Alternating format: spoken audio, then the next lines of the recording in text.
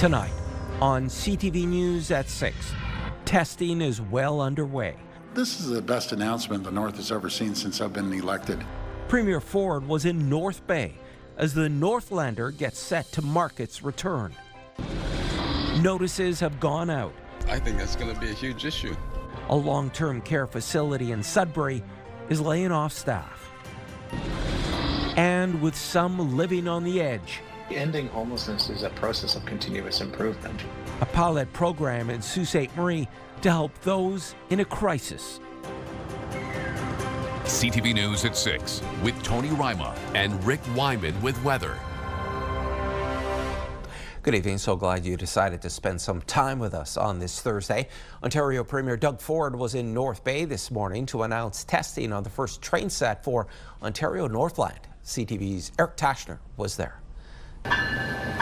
Chugging into the station and stepping off one of 3 new 169-seat Northlander train sets returning to the tracks in the coming months. This is a long time coming. Premier Doug Ford is tooting his government's horn about the promised passenger rail revival project, 14 years after it was cancelled under the previous government. This is the best announcement the North has ever seen since I've been elected. The province is getting close to completing what's called the burn-in testing on the first train set, which has traveled more than 1,600 kilometers to simulate regular service. We're spending a tremendous amount of money for people that would never, ever have an opportunity to hop on the train. The train will soon enter the next phase of testing and commissioning, where staff will be trained on the equipment and run emergency exercises to make sure all safety and operating systems are working properly. This is such an important service for our northern communities. It connects people to jobs, education, medical appointments. The second train set will soon start its own testing and commissioning, with Ontario Northland saying a full relaunch is coming in the next few months. We won't announce that start date until we are confident that we can operate a safe, accessible service throughout the North. The anticipated launch fares are approximately 10% above the standard rate of travel on an Ontario Northland bus. For example, a ticket from Toronto to Timmins and Cochrane will cost about $188, with reduced price for seniors, students, military personnel, and people who need to travel for medical purposes. People want an affordable ticket, so we priced a fair price for this wonderful service. The Northlander will travel 740 kilometers between Timmins and Toronto, with a rail connection to Cochrane for a total of 16 stops. You have a choice between that bus and this, night and day. Eric Tashner, CTV News, North Bay. Drivers in parts of Northern Ontario could soon start seeing some relief at the pumps. That's according to Dan McTague of Canadians for Affordable Energy.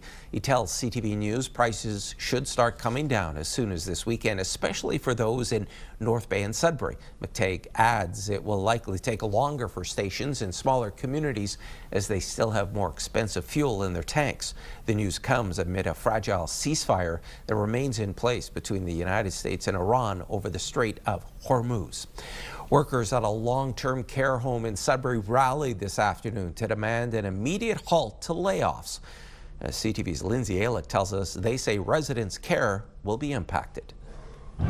From residents and family members. This especially is very bad for the residents as far as I'm concerned. I think that's going to be a huge issue, and the residents are paying for it, and they're suffering when they're not getting that coverage. To the 281 healthcare workers represented by the Service Employees International Union, everyone expressed their concerns surrounding cuts. Everyone plays a very critical role, so having 21 staff get layoff notices, we will feel it.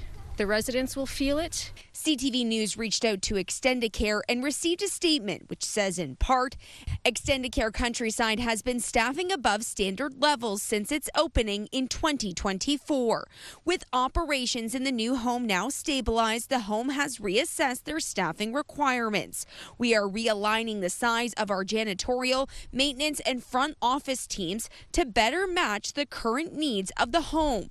No primary care roles have have been impacted, and there are no implications to resident care. In June of last year, the long-term care home was once again allowed to accept new residents after the Ministry of Long-Term Care issued a cease of admissions order in December 2024. We're going to be running at staffing levels that will just get us by. So when staff do end up calling in sick, or if they take time off, we won't have a very big body to replace them. Wozni says layoff notices were handed out a couple of weeks ago with a bumping process scheduled for May 6th. She fears that could mean even more layoffs due to seniority. Meantime, the union has launched a public petition with over 850 signatures already acquired. Lindsay Alex, CTV News, Sudbury. Striking Alouette bus lines drivers in the North Bay area may have a new deal. The union president said this afternoon the employer has provided a new offer to staff, which will be presented to the drivers tomorrow morning. The staff will also vote to accept or reject the new proposal. Greater Sudbury Police made another big drug bust yesterday as part of an ongoing investigation. Officers executed a search warrant at a residence on Byng Street. Police found a variety of illicit drugs, including cocaine and fentanyl, valued at more than $58,000. 2 people have been charged with trafficking.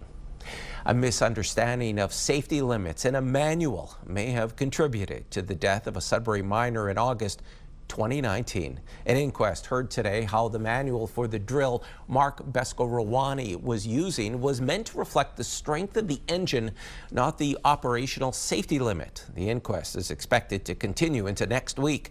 For more on this story, visit our website, ctvnewsnorthernontario.ca. The downtown Sudbury community is grieving the loss of Tony Monteleone, who passed away last Saturday at the age of 75.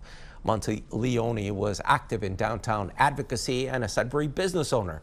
He owned Monteleone Custom Fashions and Tailoring for more than 50 years, and the Colson Block, which includes the bar, hotel, and more. The hotel manager confirmed his passing with CTV News and shared he and the family are arranging a funeral for Monteleone later this month. All right, it's time to talk about the weather. A much warmer day, and we did receive some sunshine. To tell us more, here's CTV's Rick Wyman in the Weather Center. Rick. Well, Tony, we've got some temperatures to prove it with our current temperatures. Nice and warm this evening in some areas, and again, just a forewarning of some sleet to come in. Showers, flurries, and some different temperatures, some lows, some highs, some sunshine, and some rain, all coupled in over the course of the next couple of days. That's a look at our map, courtesy of Environment Canada. So get ready for the weekend. We've got some sunshine Saturday, but first we've got to deal with sleet tomorrow, chance of showers or flurries. We'll get to that and a lot more during the 7-day forecast. But coming at you next, Tony, we've got the current temperatures. Not a bad night in the Northeast, just a few minutes away. Thanks so much for that, Rick. It's a pilot project. Still to come on CTV News at 6. Efforts in Sault Ste. Marie to help people from becoming homeless. But first, let's go to City Hall in downtown Timmins. This live webcam is courtesy of that city. It is 4 degrees. We will return after this commercial break.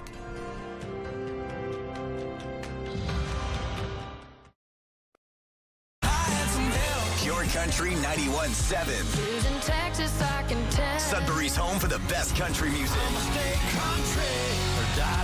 Listen for your chance to win $50,000 with Pure Country's big $50K payday. A First Nation in Northern Ontario has created a wellness camp to help its members and others find healing while living on the land. CTV's Angela Gemmell has the details. This elder explains the history of the land they're on and how it was once used to celebrate First Nation culture. Now culture will play a role in healing individuals staying on this land. We want to be able to have a space where they're reconnecting to the land and to who they are, their culture, and to refine their purpose in life. This wellness camp is a pilot project from Nipissing First Nation. It uses the former powwow grounds at Jocko Point Point, where between 8 and 14 participants will live for 12 weeks to work on healing from things like addictions, mental health issues, and other ailments. Elders and supporters from the community helped open the space today with traditional ceremony. Our community, I think, is the loudest voice that has said they want healing not only for membership, but for First Nations people and our community and our neighbors. To be able to have some kind of connection and well-being is so important, and this is a great starting place for that. Le Riviere says the wellness camp will use a peer-based model. That is where staff have lived experience to help connect with participants who are working through their healing journeys. But it's the land and nearby water that will play a large role at the camp. Being able to be where the medicine is, like where we are located right now, is Neoshig Mishkikiwan, which means medicine point. There are traditional medicines here that we will be harvesting during our medicine walks and stuff like that for our participants to use. The first intake of 8 individuals will arrive on Monday to begin their 90-day healing journey, and they're expected to graduate this summer. Angela Gemmell, CTV News, Jocko Point, Nipissing First Nation. A new pilot project in Sault Ste. Marie is aiming to reduce homelessness by 14%. And as we hear from CTV's Corey Nordstrom, success here could help communities across Canada. A nearly 14% reduction in known homelessness is the goal for a new one-year pilot project in Sault Ste. Marie. The local social services board and its partners are receiving over $500,000 from the Canadian Alliance to End Homelessness, backed by the federal government. What's really different about this program is it's going to allow us to hire 4 housing support workers who are going to work with individuals who are at a crisis point or on the verge of an eviction, and give them the supports that they need to navigate the system to access all the great supports that social services does currently have and ensure that they stay housed. It is far cheaper. It is far healthier for people that are involved to prevent their homelessness from happening in the first place than to have to try and help them reestablish their lives and deal with the damage that homelessness inevitably causes. Sault Ste. Marie is just one of many cities across the country receiving this funding, with other projects focusing on areas such as veteran or youth homelessness.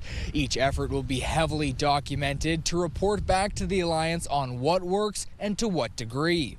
Ending homelessness is a process of continuous improvement, right? So looking at the data, trying to find an idea that's going to help you reduce homelessness, testing the idea, and if it works, scaling it.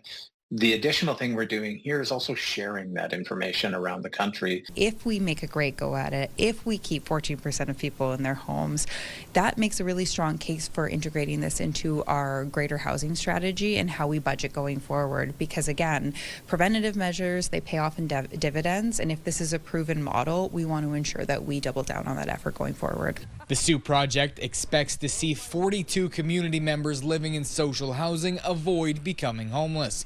The local services board is partnering with the Ontario Aboriginal Housing Services, John Howard Society, and Naganan Services. The $500,000 project wraps up on March 31st of next year. Corey Nordstrom, CTV News, Sault Ste. Marie. A nonprofit social enterprise construction training program is expanding in the north. The program provides training for people facing employment barriers to help fill the shortage of skilled workers in the construction industry. CTV's Alan Everson tells us more.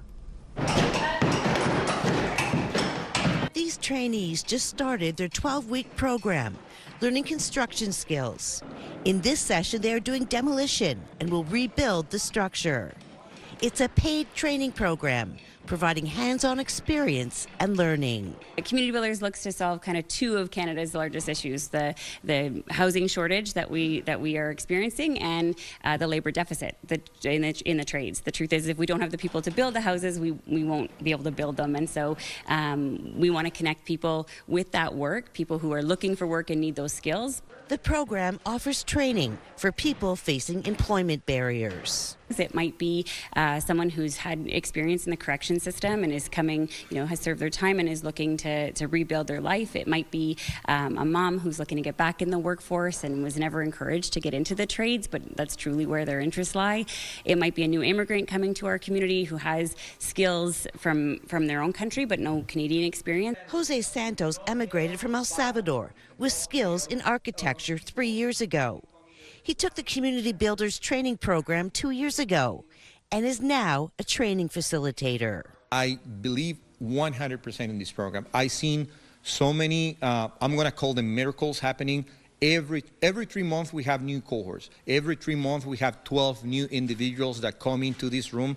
Some of them with like very, very rough backgrounds in their life, very difficult backgrounds, trying to find employment. Community Builders recently opened training centers in Sault Ste. Marie and Bracebridge. Officials say they are expanding because of success in Sudbury and Barrie, with over 80% of graduates now gainfully employed. Alan Everson, CTV News, Sudbury. The municipality of Wawa is moving ahead with a feasibility study to bring its municipal building up to date. According to officials, in 2015, it was studied by an engineer who recommended large investments to bring it up to current health and safety requirements. The Wawa Fire Hall is also reportedly in need of repairs and a new truck bay because the current vehicles no longer fit in it. The $50,000 study was approved last night by council in a 3-to-1 vote. Back now for a check on your current conditions. Here's Rick. Well, you'll like them, Tony. It's not quite barbecue weather just yet, but it's coming soon enough. Forecast radar as issued by Environment Canada. Got some sleet in the forecast before we get some sunshine on Saturday. More sleet and then rain for a couple of days. But first, let's check out what's happening in your neighborhood across the Northeast. -2 in Moosonee. That's a great temperature. Cochrane, some light rain at 3. Timmins, 4 degrees. Cloud cover. Cap, some light snow at 2. Meanwhile, shifting on over to Chapleau, 1 degree with the flurries right now. Wawa, mainly cloudy at 1. Sault Ste. Marie, 4 with the cloud cover this hour.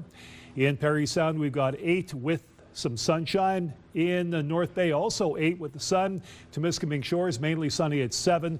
Kirkland Lake at 5 with the cloud cover. And mainly sunny right across the board. Greater Sudbury 6, Espanola 7, Elliott Lake 5, and Gore Bay at 7. Tony, 7-day forecast and the pick of the day. It's all in the look. That is the hint for the pick of the day right now, and it involves wildlife. Details minutes away. Thanks for that, Rick. It's on shaky ground. Next on CTV News at 6. Iran accuses the U.S. and Israel of violating details of their ceasefire agreement. And the Conservative leader reacts to another MP crossing the floor to the Liberals.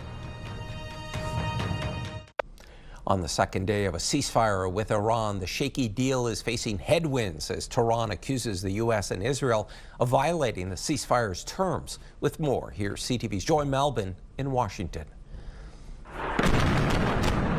Israel blew up bridges in Lebanon in its battle against Iranian-backed Hezbollah militants.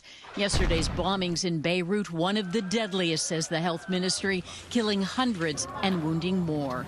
Angering Iran, who insists that attacking Lebanon is off limits and part of the ceasefire. No ceasefire ever goes without a little bit of choppiness. What we have been very clear about is that we want to stop the bombing. We want our allies to stop the bombing, and we want the Iranians to do the same thing. The Trump administration asked Israel to scale back. Today, Prime Minister Benjamin Netanyahu authorizing direct talks with Lebanon aimed at disarming Hezbollah and bolstering a shaky truce with Iran that still has a grip on the Strait of Hormuz. Video shows very little traffic moving through the critical oil and shipping route, opening it a key demand from President Donald Trump, who issued a new warning saying the U.S. military will remain in Iran until such time as the real agreement reached is fully complied with.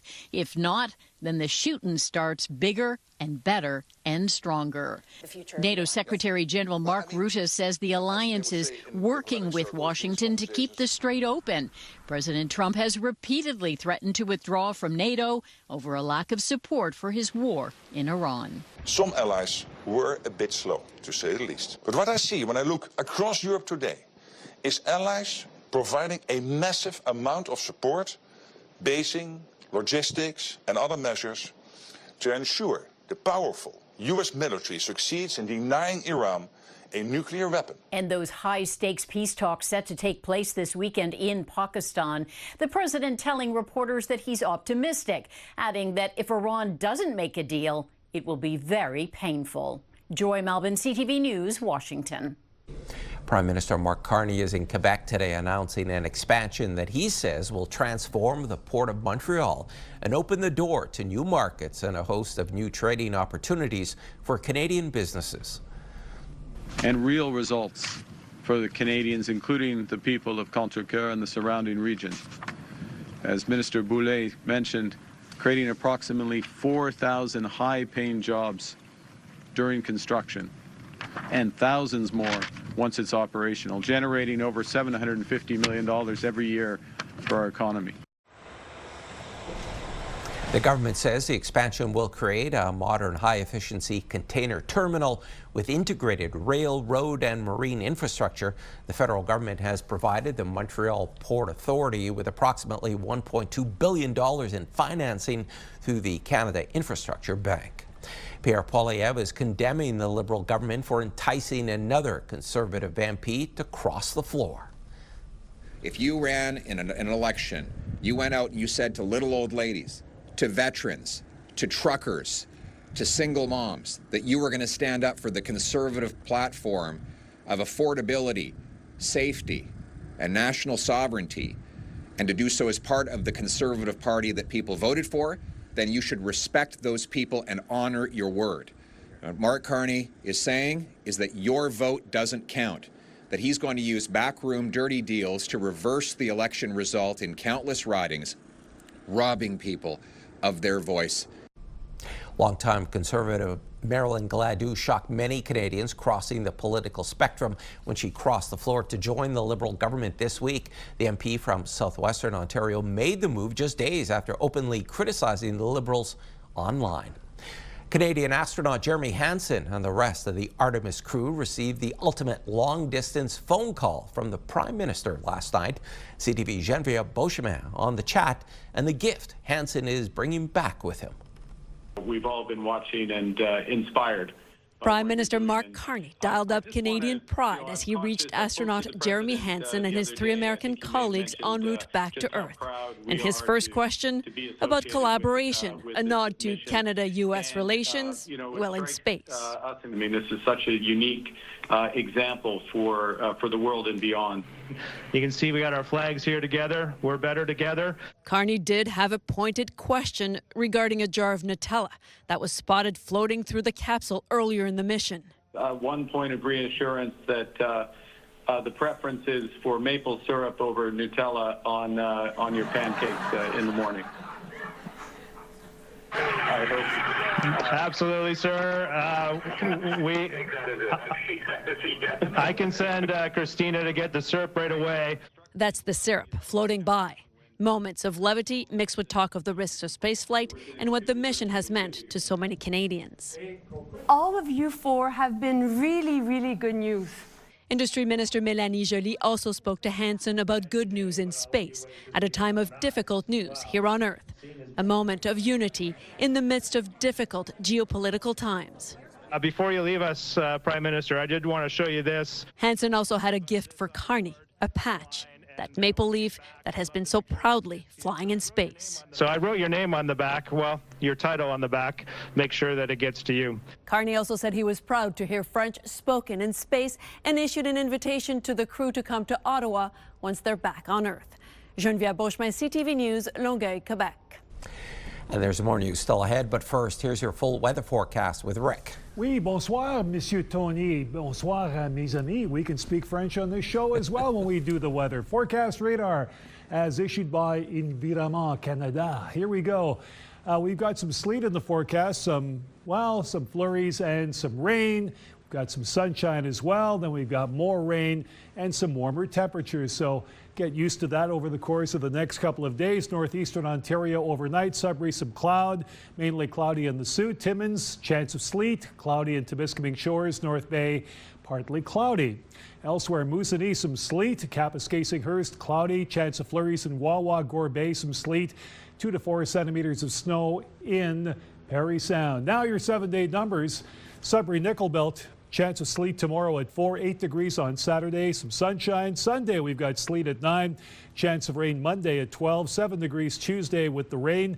That's a good bet at 60%, and chance of showers Wednesday, 9 degrees. How about Sault Ste. Marie, Algoma, mainly cloudy tomorrow at 3. Sunshine Saturday at 8, rain Sunday at 9, chance of rain Monday and Tuesday, 10 and 6 your highs. Chance of showers on Wednesday at 8. Normally, you should be sitting at 7, so 8 degrees, pretty close on that. Timmins, Cochrane, Kapuskasing, chance of sleet tomorrow at 2, warming up to 7 Saturday with the sunshine. Chance of sleet Sunday and Monday at 6 and 7. +1 Tuesday, chance of snow, and the chance of showers on Wednesday at 5. So again, those temperatures quite suitable for this time of the year. A little bit of the up and down going on, but of course they'll all even out and become a lot warmer by the end of this month. Timiskaming Shores and Kirkland Lake, chance of sleet tomorrow at 4, 7 with the Saturday sunshine. Sunday, chance of sleet at 7. 11 Monday, chance of rain at 60%. Chance of sleet as things cool off. Only 4 degrees Tuesday, and Wednesday, 40% chance of showers. Getting warmer once again at 8 degrees. So slowly but surely we're getting hints of warmer weather in the Northeast. North Bay, West Nipissing. Chance of sleet at 60%, 4 degrees for tomorrow. Saturday, sunny skies and 7, rain snow mix on Sunday at 9.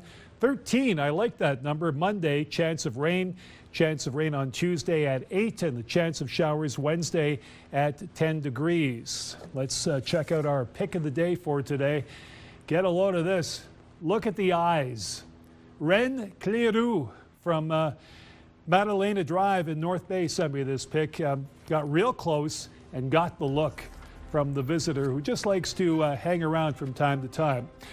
Hey, coming up, Amanda Hicks will have more on a musician who pays homage to the nurses who helped him at Health Sciences North in Sudbury. That story's coming up.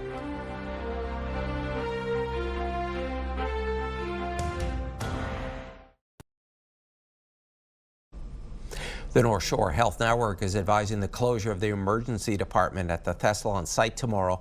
It will be closed Friday and will reopen Saturday at 8 a.m. The Blind River site, Sioux Area Hospital, and Richards Landing sites will remain open. Anyone requiring immediate medical attention should call 911. A touching tribute for healthcare workers in Sudbury today. A musician from Parry Sound returned to Health Sciences North to debut a song written for the nurses who cared for him in hospital. CTV's Amanda Hicks has this story. The last time Travis Middlebrook was at Health Sciences North in Sudbury, the circumstances were much different. It was December, and the Parry Sound musician was under the care of the nursing staff while he awaited surgery for multiple broken bones. But today, he's back on his feet, trading a hospital gown for a guitar to play A Kind Soul, the nurse song, for some of the workers who helped him heal. I was saying earlier, just the wee hours of the morning, just watching the nurses and really seeing what they do, what they go through in their job, and they really do go through a lot. While the song is a gesture of gratitude, it also discusses the hard realities of the job, including the emotional toll, the long hours, and the ongoing push for better pay. It was what I was seeing, and you know, they don't, it's not like at 10 o'clock they get a break and they can just drop what they're doing. You know, if they're involved in with a patient, they have to continue on. So it was just seeing all these things that they do and they go through, and it's really amazing what they do. For the staff at HSN, it's a moment of recognition. When we hear stories where patients have received great care and they're grateful and they want to share that. It is so meaningful for us to keep us all focused and grounded. This has never happened to us before, and it's just so nice, and we appreciate all the effort he put in. It's such a thoughtful gesture. Middlebrook is currently working on an album and a music video for the track. He says he wants the message to reach healthcare workers everywhere. You are appreciated for what you really do. People really do see it. Amanda Hicks, CTV News, Sudbury. The St. Joseph's Foundation in Sudbury received a major contribution, which will fund a pair of infrastructure projects in the north. A gift of more than $2.5 million from the FDC Foundation will be used to support the expansion of the St. Joseph's Continuing Care Centre in Greater Sudbury with 72 new rehabilitative beds. It will also help with the construction of the St. Joseph's Lodge in Gore Bay, a new larger facility which will increase long-term care beds to 64. St. Charles College has been honored as a top donor in support of cancer care in Sudbury. The Northeast Cancer Centre at Health Sciences North recognized the high school, reaching $100,000 in contributions. The money was raised through the school's Cards Crush Cancer campaign. Traditional teachings with a sweet outcome today at Algoma University in Sault Ste. Marie. The Shingwak Anishinaabe Students Association and Shingwak Kanumagameg showed off the work done by students at the university's Sugar Bush. Roughly 30 maple trees are tapped each spring. Members of the Students Association may be using modern tools to do this centuries-old harvest, but say it connects them to the land and a part of Indigenous culture. For me, it's a passion that I've been involved in since I was just a child with my family. So it goes back to family traditions and family social aspect and utilizing the resource and just being out in the forest and, you know, just appreciating everything that the Creator's given us. The reason why I myself want to be part of this is because, well, first of all, with us teaching the students of how to collect the strip and how to use the evaporators across the street, this is essentially decolonizing education or education outside of the classroom. So it gives students the opportunity to learn outside of the classroom and have some fun. Students typically empty the sap daily around 11 in the morning and invite others at the university or the community to join them to discuss the history of harvesting maple trees. The century-old library in Stansted, Quebec, that straddles the Canada-U.S. border is a new door so Canadians can get in. The change was made after the U.S. limited entry through its door last year. CTV's Kelly Gregg reports. It's not exactly the silence you'd expect at a library. This door is the newest chapter in the history of the 125-year-old building, and it's just for Canadians. Canadian visitors, anyone who doesn't want to go through an official port of entry in the United States to use the official American door, now they're going to be able to use that one. The Haskell Library straddles the border. In fact, this interview is in two countries. Office in the United States, front desk up front, customers, books in Canada. For decades, people in Stansted were allowed to walk around the building. But last year, after the U.S. limited access, instead of going just a few meters, you'd have to drive down the street and go through a border crossing just to get in the front door. Most of the Americans that we see coming from far, they're apologetic. They want to say they're sorry, they want to help. And sometimes you'll see a lot of anger on the Canadian side. As it stands now, for a Canadian to get into the library, they first have to go through this door, up 3 flights of stairs, through the Opera House, which is actually up on top of the library, down 3 more flights of stairs, and through the office before you actually get to the library and the books. You've got a lot of people with reduced mobility or just aging, so for a lot of people that has been hard. There has been a lot of people who have not come. The library is a heritage building, so plans for the new entrance were in the hands of the Quebec government. We didn't have much to say about it except paying. which is close to $600,000. Money the library has had to fundraise because there's no provincial grants available. In the past, the library has been a flashpoint for tensions between the two countries, one those here hope can be overcome. Yes, it's negative, but we turned it in something positive and something that unite. The official ribbon cutting is expected in June. The library hopes communities on both sides of the border come to the opening of a new door. Kelly Gregg, CTV News, Stansted.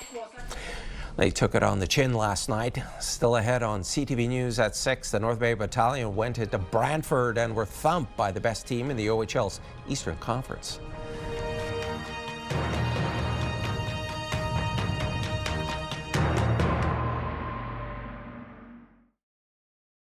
Clothing provided by Laura, Melanie Lynn.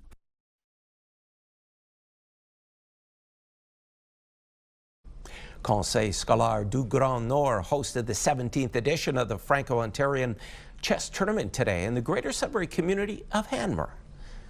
For the Francophone students in Ontario, it's important to get together because we are a minority in this province, and so it's really nice that the kids get to speak to each other and meet different kids from different parts of the province. Nearly 400 students, parents, and teachers from across the province are coming together for the love of the game. Kindergarten to grade 12 students are competing in 6 rounds of play and a blitz tournament. Many of the students we spoke with say they enjoy playing chess. Chess is like the one sport or like game that there is never like the same game twice, because every move, like there's like 1 trillion possibilities, right? So it's always something new, and it's always something that challenges your brain a little bit. There's like, you have lots of pieces, not just one piece. Like there's like lots of things that you do in your mind. And Lalonde says that the chess tournament teaches kids strategy, math, and etiquette at a young age that will help them as they grow. This winter across the country, hockey leagues have had to enforce stricter rules around conduct and behavior off the ice and in the stands. In Nova Scotia, a fight broke out, this time at a youth basketball game. CTV's Paul Hollingsworth has that story. Recent incidents like this one have prompted Basketball Nova Scotia to issue a stern warning about spectator behavior. A statement highlighted concerns about safety for players, coaches, officials, and fans. Verbal or physical aggression has a real impact on everyone present, especially young athletes, and cannot be a part of our sport environment. Individuals who engage in this behavior will be removed from the facility and may be subject to further disciplinary action, including suspension from future events. In December 2023, a basketball league in Nova Scotia banned all spectators from games following numerous confrontations with officials. Former national team and professional player Dwight Walton says parent and spectator behavior at youth basketball games is a growing problem across the country. This behavior that I'm now seeing between parents, officials, coaches, their own players. These are not isolated incidents. Ed McHugh has been a basketball referee for 53 years and says he's not surprised by these latest concerns. I see a worsening of fan and coaching behavior. McHugh worries if this continues, players, coaches, volunteers, and officials could walk away from basketball. We lose 80% of our officials after 2 years. And the reason is mostly fan and some coaching behavior. Basketball Nova Scotia is asking fans to adhere to their code of conduct and fair play policies. Walton hopes they implement a single warning rule to crack down on offenders. The next time if you cross the line, we are going to ask you to be escorted out. He says those who fail to clean up their behavior should be barred from basketball games forever. Paul Hollingsworth, CTV News, Halifax. It wasn't the start North Bay wanted to see in its semifinal series matchup against the Brantford Bulldogs. In a word, things got ugly fast down south. Got him yet a check from the blue line away from Cronin, catches again, then scores! That would be goal number 6 for Brantford before North Bay even got on the board. 5 goals alone in the first period, making it a really tough night for the battalion. The troops fall to the Bulldogs 8-1. They're back at it for Game 2 Friday night in Brantford. In the NOJHL, the Timmins Rock got the job done last night, beating the Hearst Lumberjacks 5-1. They will now face the defending NOJHL champions, the Sudbury Cubs, in the final. The first 2 games will be played at Countryside Arena in Sudbury, but the schedule has not yet been released. And the Sudbury Five could have wrapped up their best-of-5 semifinal last night in Game 3 in Montreal against the Tundra, but fell short. Montreal wins this one 100-86. They're back at it for Game 4 tonight at 7:30. The Masters begins today, and 3 Canadians are in the field for the first golf major of the year. Corey Connors, Nick Taylor, and former Masters champion Mike Weir are all taking part. Rory McIlroy will be looking to become the first player to win back-to-back tournaments since Tiger Woods in 2002. This year's Masters will be the first since 1994, which does not include Woods or Phil Mickelson. The annual Terry Fox Run isn't until September, but the planning starts today with the campaign kickoff. This year features a new collection of merchandise celebrating the communities Terry ran through during his Marathon of Hope in 1980. The pieces are being promoted by Canadian icons like Michael Bublé, Sarah McLachlan, and Bryan Adams. All proceeds from the sales of the merchandise will go to the Terry Fox Foundation for Cancer Research. And I think it's, one, people really connect with who Terry was as a person, but also we've all been touched by cancer in some way, whether we've, faced it ourselves or loved someone who's battled or lost their battle. And, so people want to help what Terry started by participating and donating to cancer research. And that's what the Terry Fox Run is all about. More than 3 million people participate in Terry Fox runs every year. Registration for this fall's event opens this Sunday. Netflix celebrated the grand opening of a new animation studio yesterday in Vancouver.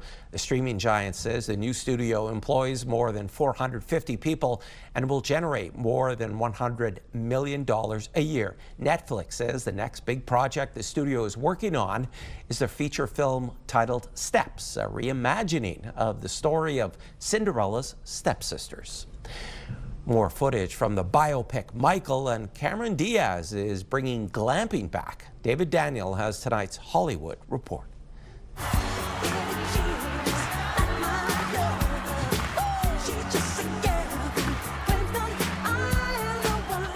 The latest clip from Michael recreates the King of Pop's legendary Motown 25 performance, including Jackson's first ever moonwalk. Michael opens in theaters April 24th.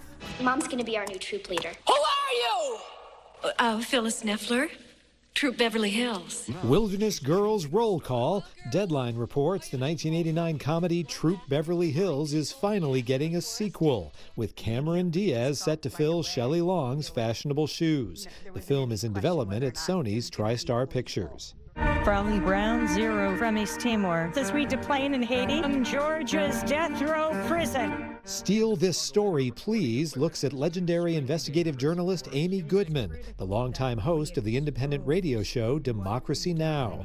The documentary's title comes from Goodman's hope that other media outlets steal her work on underreported stories. The film opens in New York Friday and expands in the weeks ahead. Locations and showtimes at stealthisstory.org. In Hollywood, I'm David Daniel.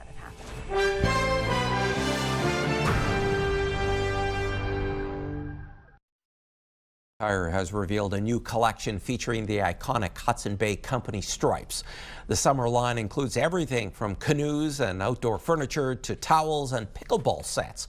It marks the first time Canadian Tire has designed its own products using the HBC trademarks, which it purchased for $30 million last year. The items will be available in stores and online May 1st. More than 250,000 Chevrolet Malibu cars have been recalled in Canada and the U.S. because of potentially defective rear-view cameras. The recall affects certain Malibu models made between 2023 and 2025. According to a letter from U.S. officials, the rear-view cameras may display a distorted or blank image when vehicles are in reverse, increasing the risk of a crash. More than 10,000 Malibu models have been recalled in Canada and more than 270,000 in the U.S. Construction of the First Nation building project is officially underway. BNN Bloomberg's Marilla Fernandez has details. Shovels are in the ground for the expansion of the Port of Montreal. The Prime Minister was there for the groundbreaking today. His government is providing just over $1 billion to more than double the port's capacity. And Ottawa's Major Projects Office helped streamline the process. The Console Corps build is one of several massive infrastructure projects the Carney government has deemed to be of national interest. Here are the closing numbers for the day. The Canadian dollar is up to 72.40. West Texas Intermediate is up to 97.87. Western Canadian Select down over $8 to 71.55. And the TSX lost 142 points today. Those are your business headlines. I'm Marilla Fernandez. Here are the current prices for some key commodities. We watch gold up $58.81, closing the day at $47.7042 U.S. an ounce. Silver up $1.67 to end the day at $75.44. Copper down 2 cents to $5.60, and nickel down a nickel, ending the day at $7.67 U.S. a pound. And Rick is back now for one last look at your Friday weather. Flurries and rain, some sleet in the forecast for tomorrow. Tony, let's have a look at some of the conditions. 4 in Greater Sudbury, some flurries and showers. Chance of sleet at 40% in Timmins at 2. Sault Ste. Marie, 3 degrees, mainly cloudy skies. Meanwhile, in North Bay, 4 degrees, chance of sleet, a good bet there at 60%. Rain snow mix in Parry Sound at 5 and 4 degrees in Temiskaming Shores, 40% chance of sleet. Tony? Thanks so much for that, Rick. And that's, folks, CTV News at 6. I'm Tony Ryma. Thanks so much for watching. More news comes your way at 11:30 with Ian Campbell. Good night.